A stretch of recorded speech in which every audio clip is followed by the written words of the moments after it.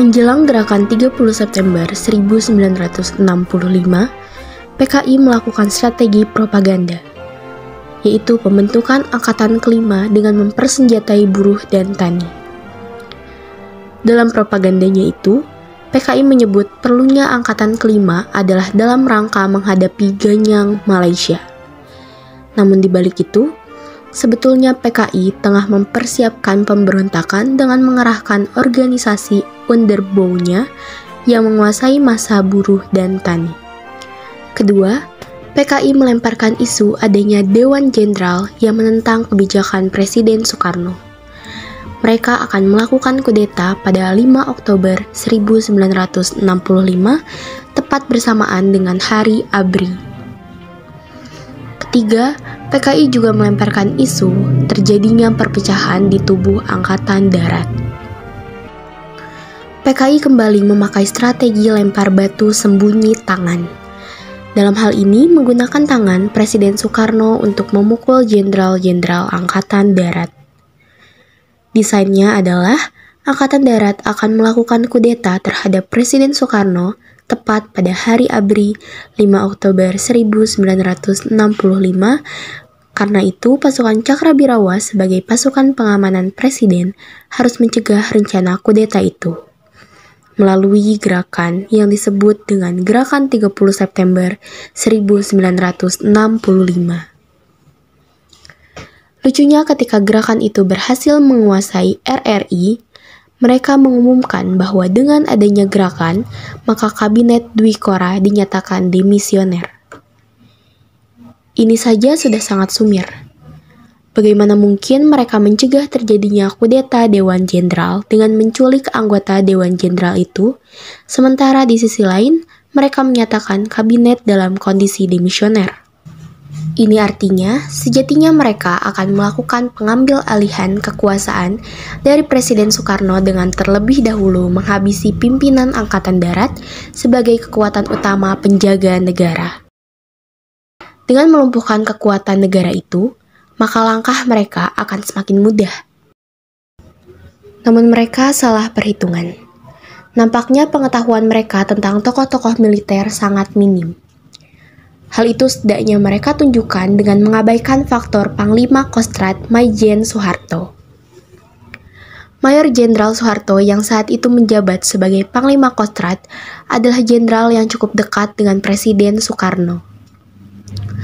Loyalitasnya terhadap Presiden Soekarno tidak diragukan dan dalam hal-hal tertentu melebihi Jenderal Ahmad Yani. Meskipun ketidaksukaannya terhadap PKI berbanding lurus dengan pimpinan Angkatan Darat yang lain, namun dalam situasi politik yang tidak menentu itu, ia berusaha tidak menunjukkan di hadapan publik. Ia berusaha bersikap netral dan mencoba tidak melibatkan diri dalam politik. Sikap Soeharto ini sekaligus dapat memberikan jawaban mengapa tokoh militer ini tidak menjadi salah satu jenderal yang ditarget PKI. Dia tampil low profile, bergaul dengan berbagai kalangan dan berusaha dekat dengan semua pihak.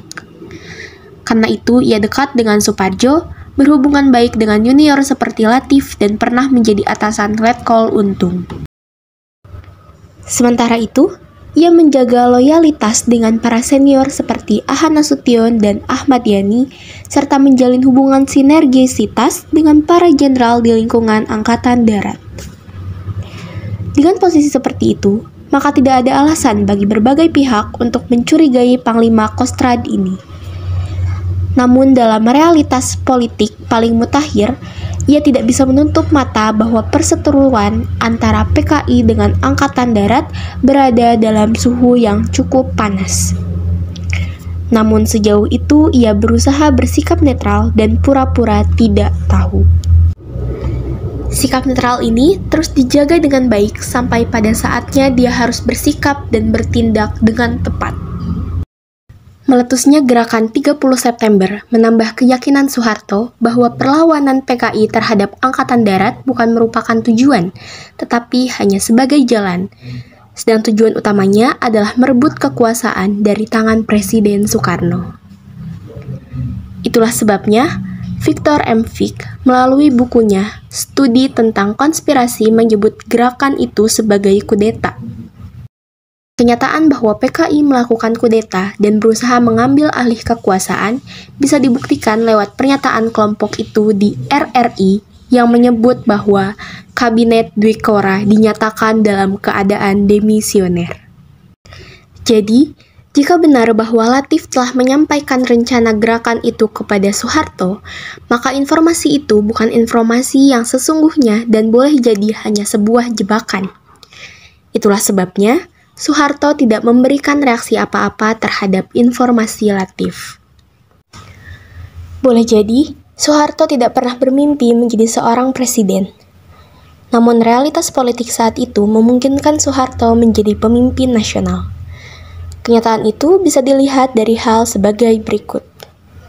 Pertama, kondisi usia Presiden Soekarno yang sudah mulai senja dan kesehatannya yang tidak lagi stabil. Kedua, isyarat dari Presiden Soekarno akan perlunya pewaris tahta yang menurut beberapa sumber kerap diisyaratkan kepada Ahmad Yani, sedangkan Ahmad Yani sudah gugur. Ketiga, tokoh dan pemimpin militer yang paling senior dan paling layak menjadi pemimpin nasional, yakni Ahmad Nasution, tidak mendapat respek dari Soekarno.